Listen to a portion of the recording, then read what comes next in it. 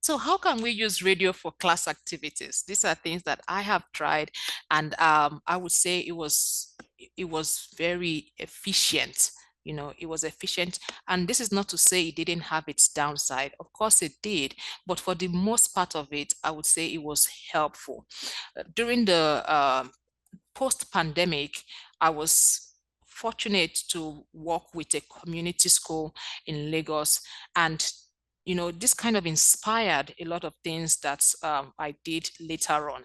So calling radio shows where you can have your students call or have them listen for some kind of information is very important. But it doesn't just happen overnight. There has to be a buy-in. This is where content creation comes in. This is where putting out proposal comes in. As a teacher, most times we do not, really take advantage of all of the resources that we have in our disposal.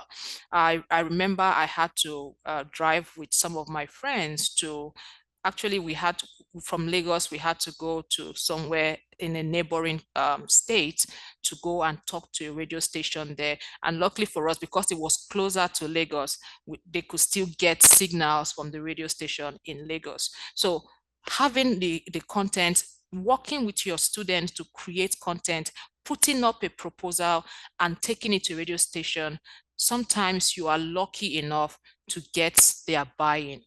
And these are some of the things that we were able to do, targeting different levels, because we had different people that we were catering to. So we had interactive radio content where we had some students go into the studio and talk, share different things that they had learned in class. Sometimes it was grammar, sometimes it was just daily content-based conversation. And then we also had situations where they had to ask the parents. So this one, I was able to incorporate it here. But in this situation, we didn't use a radio station. We did it as a class-based task. So what I do is, like I said, I'm fortunate to work with a lot of refugees here.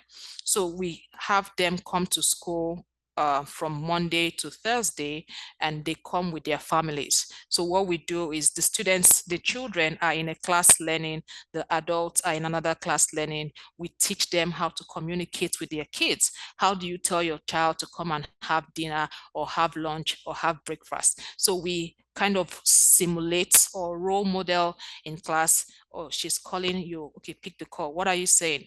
We have them ask questions. What are you eating? What are you having for dinner? What are you having for breakfast? Did you lay your bed? Did you take a shower? Did you flush the toilet? Just little practice like that.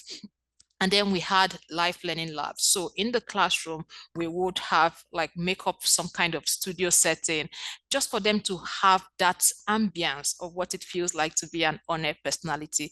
And they loved it. They loved the idea that they were preparing for a project, just to take their minds off all of the 1 million things that they had to do around, just come into class and do that activity. And this is something you can do anywhere, having that role play or simulation just to create an idea of what it looks like. But then again, what kind of shows, or calling radio shows, what can you do? How can you set it up? What do you need, and how do you proceed? So let's look at how to set up this activity. So like I said earlier on, if your school has no funding, please, it's not a big deal. All right. If your school doesn't have access to any closed radio station, or you do not know how to go about writing proposals, it's not a big deal. You can introduce your students to recording tools. Like I said, that's what I use currently in my class. Tell them about the recording tool that they have in their phone. Most people use their phone just to take calls and respond to messages, but most Android phones have at least a recording tool. And sometimes you can also get, as a teacher, if your students do not have a phone or a mobile phone in their class, you can use yours. And somebody can tell me, oh, we have troubles with battery, or we have troubles with electricity. There's a small recorder. If you've if you've taken note of what journalists use most times, they have this small audio recorder that they use. Sometimes you can plug it, or sometimes it uses batteries. This is a very good tool that you can use in your class. Just have them talk and see what they sound like. But if you want to take it a bit, a little bit higher, you can use your phone and maybe plug in some editing software so they can feel like they can know what it feels like to be, like I said, an OAP. Personally, you doing this in class just kind of makes everybody feel so serious. Like they are coming, they're practicing their script, and it's nothing too technical. It's nothing too technical, just simple. Sometimes we have them, I would maybe write out wrong. We will practice, for instance, simple past tense. And then we would have everybody listen to me saying those things in the using wrong irregular or regular verbs. And you see how conscious they are. They're listening to, which ones are regular verbs, which ones are irregular verb. I can say, oh, I went to the party and I eated, something interesting. And I see their faces light up. They're like, they're writing it. And one thing that we also like to do in class is we kind of incorporate some kind of cultural inclusive classes. So for instance, if you have a stomach upset, what kind of home remedies would you use in your home? And it gets them thinking, oh, what do we call lemon in our country? And they're trying to describe it. So sometimes I tell them, teach us, tell us how you say lemon in your language. Tell us how you say a cold towel, or how you say what's it called, ginger or garlic in your country. And just being able to try to describe it helps them build some cognitive skills as well. And if you want to take it a bit higher, you can create a class YouTube channel, have them log on. That's if you want to go a little bit, but then you can still keep it within the comfort of recording with a recording tool. The idea is for you to make the class as creative as possible. So that's that for the setup. And then what you need, of course, if you want to make it more like create the radio ambience, create the classroom ambience, you can get a microphone, something like this one that I am using. You can get the regular earpiece, something that just kind of takes away all of the distraction. But then you want to model in your class. You want them to know when you have that time. Somebody might ask the question, how long does it take? Like I said, sometimes it is a class project. We leave it to the end of the class, but we use 5 minutes. We use between 5 to 10 minutes of the end of the class to practice our script. So have them get used to talking on the microphone like this. You can also get some editing software. These editing softwares are free.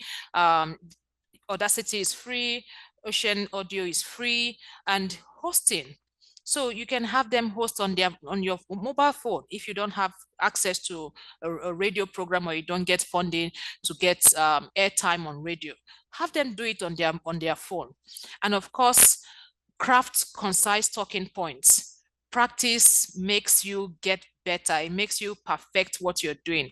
Help them develop short script outlining your key points for different discussion segments. So we also share statistics of how radio has been impactful in the North.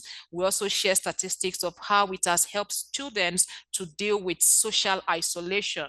Most times people are not comfortable talking, and which is good. Some students do not like to talk no matter how much you try. For those students, what I do is I assign them the role of director. They love it. I don't want to talk. I like to be backstage. Hey, help us edit the script. Look through it, work with this person to see how, you can make this better. And we will still share some more of what we do as we proceed. Okay. And of course, quotes to enhance your contribution. Share with them different quotes. I love to have them think or refine or say, come up with quotes that they think they can relate to. I would share more of that as we proceed. And of course, how do you proceed? Model, model, model. We have a lot of this in class. So we show them what have been done previously and how people like more like before and after. This is what they were able to produce in the first week, but guess what? They are the ones that did this one now, and they're like, whoa. So introduce them to the recording tool. Most of them have a mobile device. Let them know how it is used, and also give them feedback. If you want to, if you want, you can create a WhatsApp group or use Google Drive.